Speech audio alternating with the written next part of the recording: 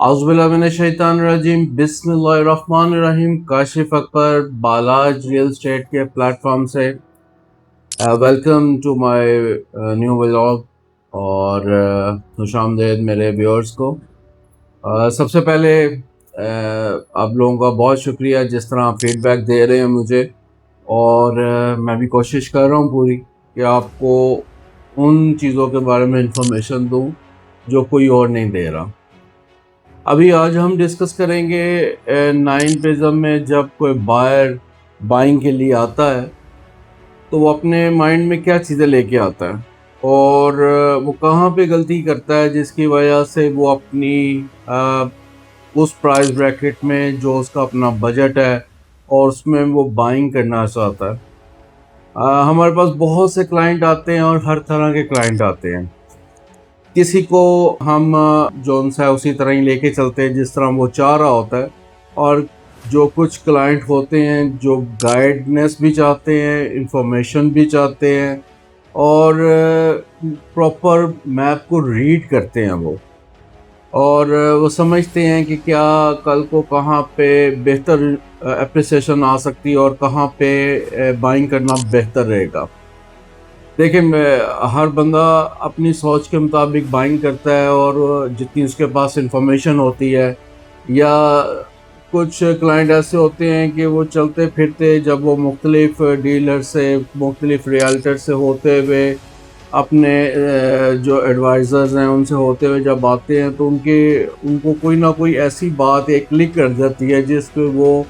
उसी पे ही एक तरह का अपना फोकस कर लेते हैं कि इससे बाहर मैंने नहीं निकलना। एक डीलर में और एक रियल्टर में, आपके एस्टेट एडवाइज़र में बहुत फ़र्क होता है। जब आप किसी भी जोन सा है अपने एडवाइज़र, स्टेट एडवाइज़र जोन सा आपका रियल्टर है, आप उसके पास जाते हैं तो आपने सिर्फ उससे बाइंग नहीं करनी होती, आपने उसके साथ अपनी प्रॉपर अपनी इंफॉर्मेशन, अपनी पूरी चीज़ें बतानी होती है। अपना कंफर्ट लेवल लेने के बाद आप ये सारी चीज़ें उससे जो उनसे डिस्कस कर सकते हैं, क्योंकि उसके पास जब आप उसके साथ आपकी ट्रांजैक्शन होती है तो ऑलमोस्ट आपकी कुछ 60-70% इंफॉर्मेशन आपकी उसके पास होती है। तो फ्यूचर में भी आप उससे, अगर आपके साथ उसकी एक अच्छी अंडरस्टैंडिंग हो गई है तो आप फ्यूचर में भी उसको साथ लेके चलते हैं। लेकिन बहुत से क्लाइंट हमारी मार्केट में ऐसे आते हैं जो पहले दिन से ही एक नेगेटिव थॉट लेके आते हैं। बायर ये समझ रहा होता है कि मैंने 2.5-3 करोड़ रुपए की बाइंग करनी है और मैंने इसको 1% देना है, तो सबसे पहले वो डिस्कस करता है कमीशन के ऊपर। देखिए, ये एक मेरे ख्याल में एक नेगेटिव थॉट है। अगर आप एक 1% दे रहे हैं तो हम लोगों की ज़िम्मेदारी और रिस्पॉन्सिबिलिटी और अपने क्लाइंट को एक अच्छी बाइंग करवाना और उसके लिए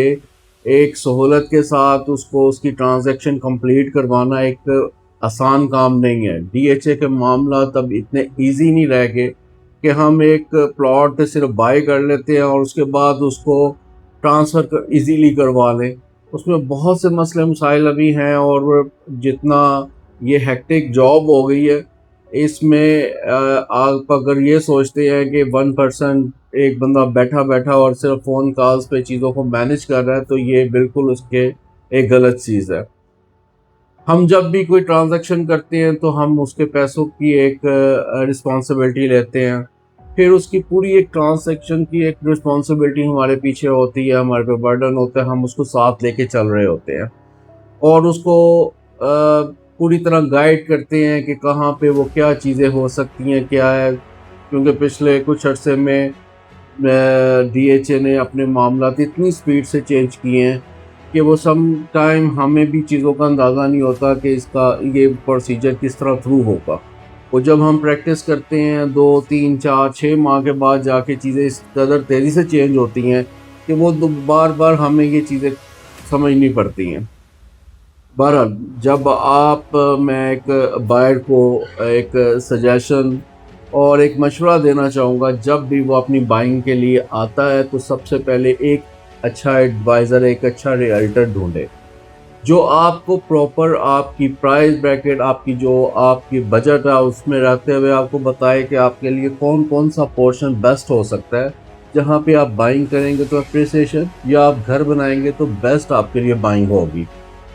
अगर आप अपने जहन से चीज़ों को लेके चलते हैं तो आप 6-6 महीने, साल भी मैंने लोगों को यहाँ पे बायर्स को देखा है कि वो सेटिस्फाई नहीं होते। कभी किसी रियल्टर के पास जाते हैं, कभी किसी रियल्टर के पास जाते हैं। एक टाइम आता है कि वो बायर को रियल्टर भी इग्नोर करना शुरू कर देता है और उसकी फ़ोन कॉल्स नहीं लेता, क्योंकि हम लोगों के पास भी कोई इतना ज़्यादा टाइम नहीं होता और हम भी चीज़ों को अपने टाइम के मुताबिक मैनेज कर रहे होते हैं और कहाँ पे किस टाइम क्या चीज़ करनी है उस चीज़ों को लेके चल रहे होते हैं, क्योंकि रिस्पॉन्सिबिलिटी बहुत ज़्यादा होती है और हमने चीज़ों को अपने टाइम पे उसको उसके मुताबिक लेके चलना होता है। और कुछ लोग होते हैं, मैक्सिमम 5 to 10% जो प्रॉपर एक अपने रियल्टर से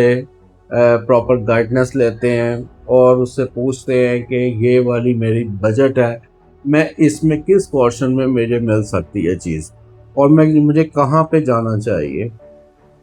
ज़ाहिर बात है, एंड जो डिसीजन है वो बायर के हाथ में होता है, लेकिन उसको प्रॉपर एक मैप रीड करना चाहिए और अपनी प्राइस जो सी उसका बजट है उसमें उसको उसी पोर्शन में जाना चाहिए जहाँ पे उस बजट में उसको चीज़ मिल सकती है। अब अगर कोई बायर आता है और वो कहता है कि मुझे 2.5 करोड़ के बजट में एफ ब्लॉक में प्लॉट चाहिए, वो रियल्टर जो अनएक्सपीरियंस होता है वो भी उसकी रिक्वायरमेंट पे उसको कुछ 1 महीना 1.5 महीना लेके फिरता रहता है। जब उसको चीज़ नहीं मिलती तो वो अल्टीमेटली वो फिर वो प्लस करता है, लेकिन उतनी देर में वो इतनी मार्केट इतनी प्लस हो गई होती है और वो 3 करोड़ में भी वो बजट में उसको प्राइस में उसमें वहाँ पे ऑप्शन नहीं मिलती।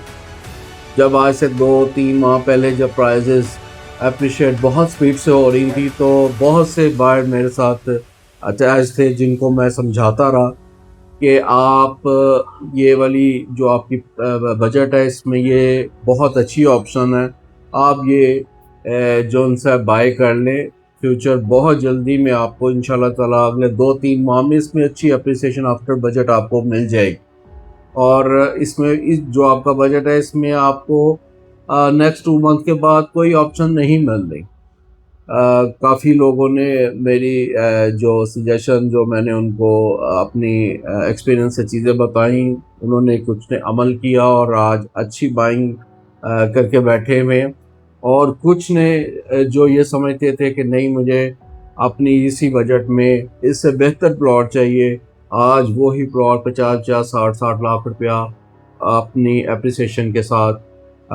ऊपर है और उनके पास वो बजट से ही वो बिल्कुल बाहर निकल गए हैं कि वो अब कोई बाइंग कर सकें। इस तरह 5 मरला 10 मरला में सब जगह पे ही यही हुआ है। इसलिए मैं आपको एक अपना जो प्रोफेशनल एक्सपीरियंस से आपको एक रिकमेंडेशन देता हूँ कि आप जब भी जाएं किसी भी जो आपका रियल्टर है, सबसे पहले उसका एक्सपीरियंस देखें और दूसरा उससे हमेशा डिस्कस करें अपना बजट और आप किस तरह का प्लॉट लेना चाहते हैं, इन्वेस्टमेंट करना चाहते हैं, अपना घर बनाना चाहते हैं। हमारे पास बहुत सी ऐसे पोर्शन जिनकी हमें समझ होती है कि ये फ्यूचर में जाके बेहतर हो सकता है, इसके नज़दीक जो पोर्शन है वो क्लियर हो सकता है और आने वाले वक्त में इसमें अच्छे पैसे ऐड हो सकते हैं, वो आपको नहीं पता। वो हम अपने एक्सपीरियंस से हमने इसका कोना कोना हर जगह जो उनसे रीड किया हुआ है। हम जो सजेशन आपको दे सकते हैं या समझा सकते हैं, अगर आप समझ जाएं या आपको आप में इतनी हो कि आप उसको चीज़ों को लेके चल सकें, तो आपको हमारे पास दलील के साथ चीज़ें होती हैं। ये नहीं कि हम वैसे ही आपको बता देते हैं कि ये वाला ले लें प्लॉट, इसमें मेरी ग्रिप है, या जस्ट वो ये मार्केट से सस्ता मिल रहा है।